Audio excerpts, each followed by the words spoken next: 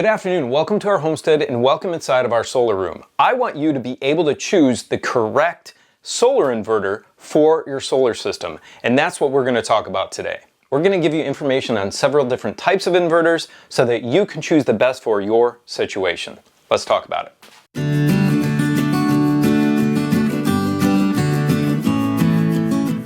There are three basic types of inverters that you can purchase for your home solar system. One of those is an off-grid inverter like we have behind us. The second one is a pure grid-tied inverter, and the last one is a hybrid inverter. Now first, I'm going to talk about a grid-tied inverter. Now most people watching channels like mine will not be interested in that, and I don't recommend that for the off-grid or homesteading community. And that's for the simple fact is that you have to have the grid connected to your house. So it does not give you any independence at all. That grid-tied inverter will help you lower your monthly bill, it will sell excess power back to the grid, and it will help to power your home. But if the grid ever goes down, and if you're in an area with unreliable grid power, then you are also out of power. Your solar system will not work with a grid-tied system if the grid is down. And that's why I just can't recommend them for my audience. Some people will have a benefit of getting one of those. And I'll talk about one of those benefits later, and that is cost. But for most people looking to be more self-sufficient, it's just not the way to go. There are also some pitfalls with a pure grid-tied inverter system. And that is if you try to sell your power back, your excess power back to your electric company, they may or may not, depending on jurisdiction, pay you for that. You have to do your research on your specific jurisdiction because you don't want to hook up a system to your home and then not be able to get paid for the excess power that you sell back. In that case, it will only potentially reduce your electricity bill a bit. Even if you find specific information in the state that you live, you have to dive down deep into the jurisdiction and the power company's area within there because they all could be a little bit different. Now I'm going to talk about this one behind me. This is an off-grid inverter. It's a high-frequency transformerless inverter that's the EG4 6000 XP. And these are perfect if you want independence from the grid or you live in an extremely remote area where there is no possibility of getting grid power. If you're tired of electricity companies jacking the price up on you, rates fluctuating like crazy, adding surcharges all the time for ridiculous things, then this is the way to go. And stick around because I'm going to do a price comparison of an off-grid system, a grid-tied system, and the next one I'm going to talk about, which is a hybrid system. One of the really cool features about these off-grid inverters is that you can still use the grid with them. So we do have grid power here on our property. I do keep the account active and pay, I think it's $15 a month for that account to stay active. And what you can do with these is run what's called Grid Assist. You can power your home directly with Grid Bypass, or you can charge your batteries from the grid through your inverters if you have a series of days that are just dark and gloomy and you cannot get any sun on your panels. But even with Grid Assist and grid charging for your batteries, if that's what you choose, there is no way for these to backfeed the grid. There's no way to sell power back, for it to be generated and pushed back into the grid. That just does not happen with these off-grid inverters. I want to mention something really nice about these EG4 6000 XPs, and that is they have many things built into them that a lot of other high-frequency transformerless based inverters, off-grid inverters, don't have. And some of them you can see right here, and that is a breaker for your generator, one for the grid, and one for your loads out. Additionally, it has a built-in battery breaker and a PV switch on it. This PV disconnect switch can cost upwards of $90 if you buy it separately or have to buy it separately with other off-grid inverters. And like for our old system, which didn't have a battery breaker integrated into it, we had to buy a separate one. And this breaker right here, I believe, was $75 or $80. So when you're thinking about an off-grid inverter, think about extra features like that that could save you money down the road. The last type of solar inverter I'm going to talk about is a hybrid inverter like this one right here. Hybrid inverters are very unique and they do a lot. They actually combine features of a grid-tied inverter and an off-grid inverter. So like an off-grid inverter, a hybrid inverter can have battery backup. That is something a grid-tied inverter cannot have. Additionally, with a hybrid inverter, you can sell power back to the grid. This is a really unique combination and it offers a lot of versatility for your system.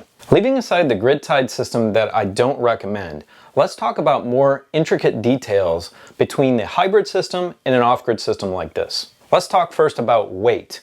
One hybrid inverter, the EG4 18K PV, weighs upwards of 130 pounds, give or take. These 6000 XPs only weigh about 50 pounds each. That gives you the ability to mount these really easily on a regular drywall wall with just some anchors. If you're going to mount the 18K PV or another hybrid inverter like a Solarc, you're going to need some blocking in the walls and you're going to need to get into and hit the studs with your mounting hardware. And then also you're probably going to need a second hand to be able to lift that thing up on the wall. That's not a good or bad thing, just a point of information. Since I am specifically talking about two EG4 products, the 6000 XP and the 18K PV, there is a difference in the warranty on them. These have a 5-year warranty, and that's because they're essentially an unsealed unit on the inside. They're only made for interior use, while the 18K PV, the hybrid inverter, can be used outside. It is rated for outside, and all of the electronics are sealed. That helps with its longevity by keeping dirt and dust out of the electronics. But if you have these in a clean space inside that doesn't have a lot of dust or dirt flying around, then they are going to last you for a good amount of time. So if you're doing a lot of work off-grid in a shop, and you're working on cars and you're building furniture or whatever it is, you're probably going to want a hybrid inverter in that setting. So when you're choosing your inverter, it's all about diving into the details of what's going to suit you best. With a high-frequency transformerless inverter, there is some idle consumption power on these. So these are at least 50 watts per hour.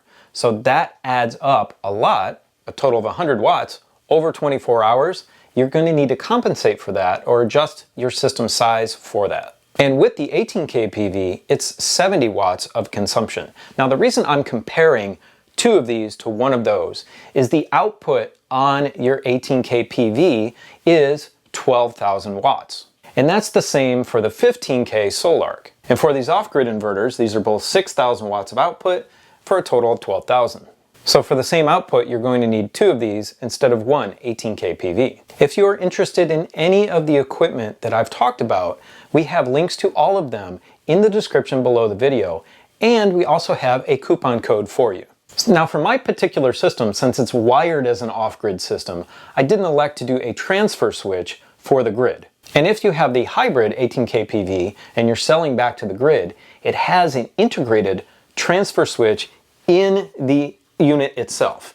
And that's really important because to wire a transfer switch for these, to hire an electrician if I can't do it myself, it will be about $1,000 to do that. So when I talk about the price comparison in a moment, that is one factor that you can calculate in if you want. Here's a difference also between the two. So for the same output with two of these, you have 4 MPPTs. So you can wire in 4 strings of PV input into these inverters. For your 18K PV or a hybrid inverter, that only accepts 3 strings of solar input. So if you have multiple strings on your property, having more MPPTs available to wire into is a plus. Here's another comparison though. The 18K PV, since it can be mounted outside, is not loud in your house. Now, I'm impressed with these 6000 XPs. The fan noise on them is minimal, especially compared to the old 6000 or 6500 EX. Those were much louder.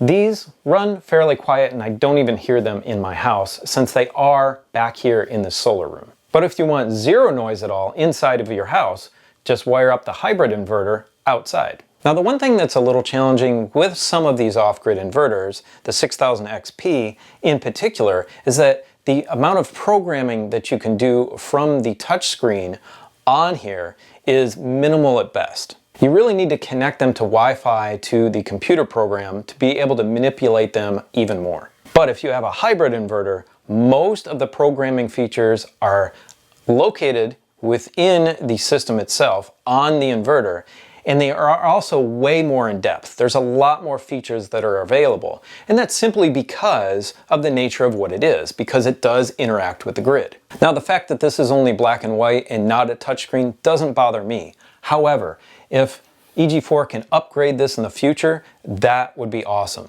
If they can upgrade it to actually program in more of the features and maybe have a touchscreen, maybe a little color, it's not a big deal to me, but those other things would be incredibly valuable.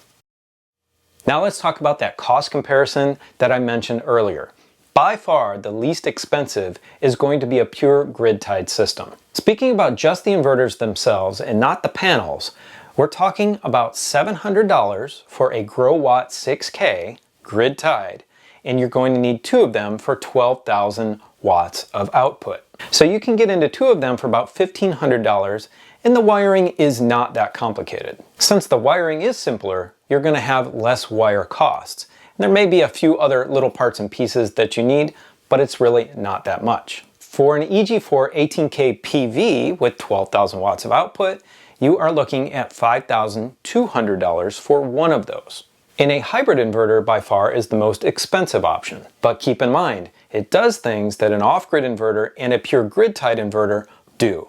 So it's combining everything, and it has a lot more technology wrapped up within it. And that includes an automatic transfer switch. There's less wiring on the AC side, and of course, since it has fewer MPPTs, there is less solar wire on the DC side for it. Now for our off-grid inversion with the 6000 XPs, you're looking at a total of $3,000 for the 2. And that's for that 12,000 watts of output. So that price is dead in the middle of your grid-tied inverters from GrowWatt and your hybrid inverter from EG4. But then again, there are fewer features for an off-grid system as compared to a hybrid system. So obviously grid-tied shines in terms of price because you don't need a battery bank with it. For a hybrid system, you have the option to buy batteries or not. But if you're buying a hybrid system, why wouldn't you buy the backup if the grid goes down? For an off-grid system, you really do need the batteries. So that evens out equally between the hybrid system and the off-grid system. But obviously, the on-grid system is not going to have this cost involved with it at all. Now a quick note once again on longevity. If you want something that's going to last you 20, 30 years, then a transformer-based inverter from Victron or Schneider is the way to go. But you are going to pay for it. They are very, very expensive. But like I mentioned in many of my videos, can you take a more expensive, higher quality product and amortize that over time because it will last longer? That's up to you and what your budget is to start off with. Because things are going to be dictated by your bank account and your needs for your home. Because in the end, it really comes down to that. What works best for you specifically in your specific situation? If you have any questions for me, please leave them in the comment section below the video. Now go check out this video right here, which is the full instructional video on how to install these 6000 XPs. Have a beautiful, blessed day. See you next time.